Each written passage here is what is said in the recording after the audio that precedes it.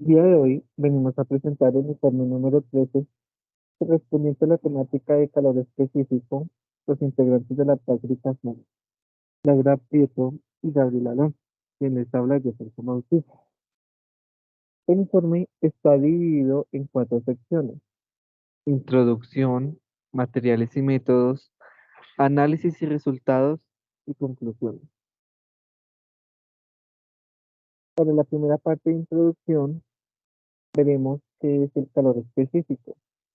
Este es una propiedad física de una sustancia que describe la cantidad del calor que la sustancia puede absorber o liberar por unidad de masa para elevar o reducir su temperatura en una cantidad determinada.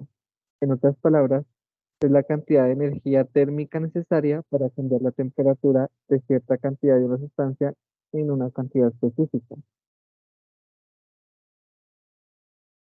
El calor específico es una medida de cuánta energía se necesita para cambiar la temperatura de una cantidad dada de una sustancia. Se expresa en unidades que indiquen la cantidad de energía por unidad de masa por grado de temperatura. En el sistema internacional, la unidad común es el julio por gramo por grado Celsius, lo que significa que es la cantidad de energía en julios necesaria para cambiar la temperatura de un gramo de la sustancia en un grado Celsius. El calor específico es una propiedad importante porque varía de una sustancia a otra y tiene un impacto significativo en los procesos de transferencia de calor. Por ejemplo, el agua tiene un alto calor específico, lo que significa que necesita absorber una gran cantidad de energía térmica para elevar su temperatura, lo que la convierte en una excelente reguladora de la temperatura en la Tierra. Por otro lado, sustancias como los metales tienen un calor específico más bajo y se calientan más rápidamente cuando se les aplica calor. ¿A qué se denomina calor y cuánto tiene sentido aplicar este término? El término calor se refiere a la transferencia de energía térmica de un cuerpo más cálido a uno más frío. Tiene sentido aplicar este término cuando se produce más transferencia de energía térmica debido a una diferencia de temperatura entre dos objetos o sistemas. El calor y la temperatura están relacionados, pero son conceptos diferentes. La temperatura se refiere a la medida del nivel de calor de un objeto o sustancia y se expresa en grados Celsius o Fahrenheit. El calor, por otro lado, es la energía térmica en tránsito, es decir, la energía que se mueve de un lugar con mayor temperatura a otra menor temperatura.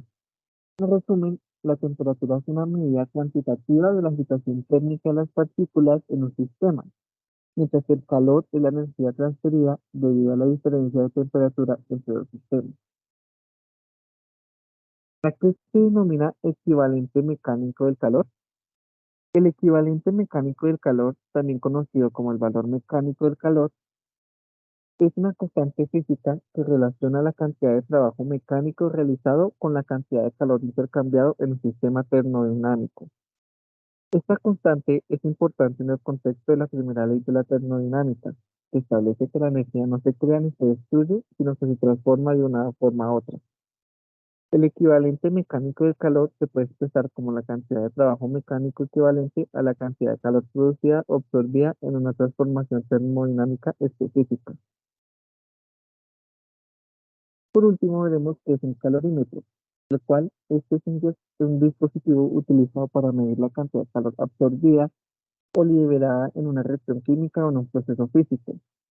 El calorímetro se utiliza para determinar el cambio en la energía térmica del sistema al medir el cambio de temperatura que experimenta una sustancia en su interior. Para materiales y métodos se utilizaron los siguientes como lo vemos en la imagen, que fue el vaso precipitado, una fuente de calor que en este caso fue la estufa, el calorímetro con su respectivo termómetro y los materiales de diferentes formas, como los cilindros y la esfera. El proceso llevado a cabo fue, primero, la identificación teórica de los materiales. Se comenzó por identificar y seleccionar los materiales cuyo valor específico se desea determinar. Los materiales para cada sólido fue para la esfera de acero, Los cilindros de latón amarillo y de aluminio. Segundo, la medición de la masa. Se utilizó una balanza para pesar cada uno de los materiales seleccionados y el calorímetro, registrando su masa con precisión, donde la incertidumbre de la balanza fue de más o menos 0,05. Tercero, experimentación. Se puso en una fuente de calor, en nuestro caso una estufa, el vaso de precipitado con agua y se esperó a que llegara a punto de ebullición. Cuarto, el agua fue llevada al calorímetro, esperando unos minutos a que llegara a equilibrio térmico, esto con ayuda de un agitador, mientras a través del termómetro se observaba su temperatura. Para el experimento con sólidos, haciendo uso de estos, inicialmente se introdujo uno de los cilindros al agua en el calorímetro. Se esperó a que llegara a su punto de equilibrio térmico y se midió su temperatura. Se repitió dicho proceso con cada uno de los sólidos restantes, la esfera y los cilindros de latón. Para el siguiente paso, se esperaron 5 minutos y se tomaron los valores del termómetro, procediendo a calcular el valor del calor específico del objeto, el cual podemos ver con la fórmula siguiente. Luego, con los cálculos teóricos, los valores para este calor se obtuvieron a partir de la literatura, los cuales fueron dispuestos por el profesor en el laboratorio. Para los cálculos experimentales se utilizó la siguiente fórmula que se ve, la cual es el calor específico del objeto que se está estudiando. Eh, primeramente vemos que la masa del agua en gramos se utiliza en el experimento, seguido por el calor específico del agua, que es una constante bien conocida y es igual aproximadamente a 4,8 en el Sistema Internacional de Unidades. Seguidamente vemos el TF y el TO de H2O, los cuales son las temperaturas finales iniciales del agua en el experimento. La diferencia representa el cambio de temperatura del agua. Después vemos que la masa del recipiente que contiene el agua y en el objeto. Seguidamente, por el calor específico del recipiente, que es la constante específica del material del recipiente. Seguidamente, con las temperaturas finales iniciales del objeto en el experimento, las cuales se dio anteriormente. La masa del objeto que se está estudiando y por último la temperatura ambiente en el entorno donde se realiza el experimento.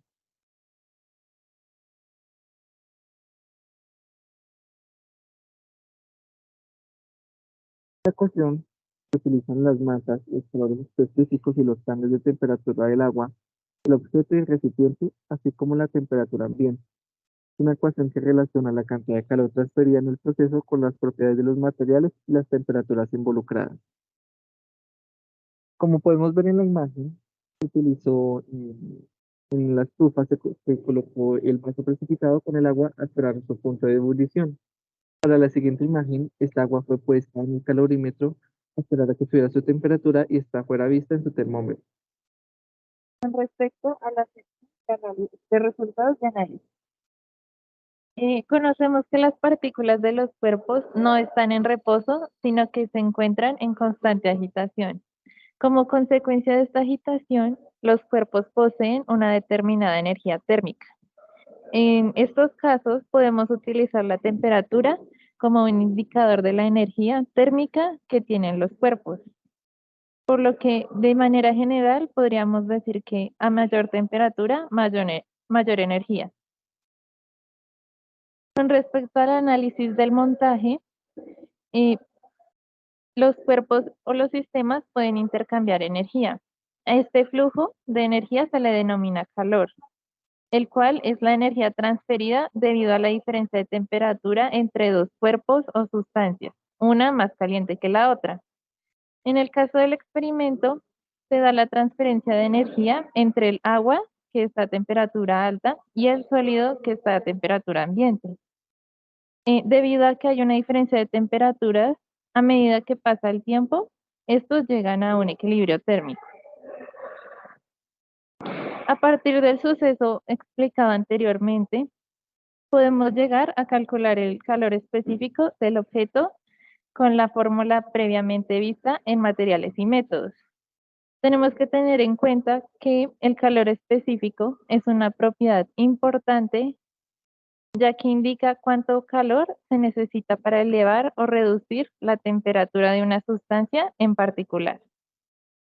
En la tabla que podemos visualizar se muestran los datos utilizados para calcular el calor específico de el cuerpo, el primer cuerpo, la esfera, donde encontramos la masa del cuerpo, la masa del calorímetro, la masa del agua, la temperatura final, la temperatura del agua, la temperatura ambiente, el calor específico del agua, el calor específico del calorímetro y las diferencias de temperatura ya. En la siguiente diapositiva podemos visualizar los datos obtenidos para el segundo cuerpo, el cilindro amarillo. Y con respecto al calor específico, eh, tenemos en cuenta que es una propiedad física que está relacionada con la cantidad de calor que un material puede absorber o liberar por unidad de masa cuando su temperatura cambia en una unidad. Y a continuación, también podemos visualizar los datos obtenidos para el cuerpo de cilindro plateado. Gracias a que las sustancias se pueden distinguir térmicamente por sus propiedades específicas relacionadas con el calor y la temperatura, podemos utilizar el calor específico, una propiedad, para identificar las sustancias o materiales que se utilizan. Y una vez utilizada la fórmula explicada en materiales y métodos y con ayuda de los datos obtenidos, los valores experimentales para el calor específico fueron los siguientes presentados en la tabla a mano derecha. Para el cilindro de latón, el valor encontrado fue de 510.44 joules sobre kilogramo por Kelvin. Para el cilindro de aluminio, el valor hallado fue de 1570.55 joules sobre kilogramo por Kelvin. Y por último, para la esfera de acero, el valor encontrado fue de 501.02 joules sobre kilogramo por Kelvin. Para hacer una comparación con los valores teóricos, estos los podemos encontrar a mano izquierda en la tabla de valores teóricos. Eh, para hallar la comparación, se calcularon los siguientes porcentajes de error. Como podemos visualizar, quien presentó un mayor porcentaje fue el cilindro plateado de aluminio, el cual nos arrojó un porcentaje de 74.5, que evidentemente es mayor al 5%, que es el valor aceptable. Asimismo, para el cilindro amarillo de latón y para la esfera de acero, también se presentaron valores mayores al 5%. Se cree que las razones por las cuales dieron valores tan altos, primero es que las mediciones precisas de la temperatura inicial y final, que son críticas para el cálculo, fueron tomadas erróneamente, viendo que se dieran valores diferentes al esperado. Asimismo, la falta de tiempo para permitir el equilibrio térmico afectó, ya que al contar con tiempo limitado en la práctica, esto pudo afectar la medida de la temperatura correcta, ya que no se permitió el equilibrio entre los elementos. Y por último, se cree que al haber incongruencia en los valores de la masa del agua, esto causó que la medida de este valor no fuera constante y afectara el valor final. Por último, tenemos la conclusión. A mayor temperatura habrá mayor presencia de energía. Nos dimos cuenta que el que tenía un mayor calor específico era el cilindro de aluminio. Esto nos indica que el aluminio es mejor al absorber energía, así que las moléculas internas del material, en este caso del aluminio, se mueven más rápido, cambiando el sistema del material. Quiere decir, nada más. Entonces, se puede concluir asimismo que el calor es directamente proporcional a la masa. Cada material tiene su propio coeficiente de calor específico. Quiere decir cantidad de calor que hay que aplicar a una unidad de masa para aumentar su temperatura en 1 grado. Tercero, el sistema formado por agua a temperatura alta junto al material expuesto en el calorímetro a temperatura baja llega a estado de equilibrio térmico. Por último, tenemos con respecto al error porcentual aplicado para cada cuerpo, en especial en el cilindro de aluminio, se concluye que sea un error bastante elevado por errores personales e imprecisos con respecto a las mediciones en el material empleado.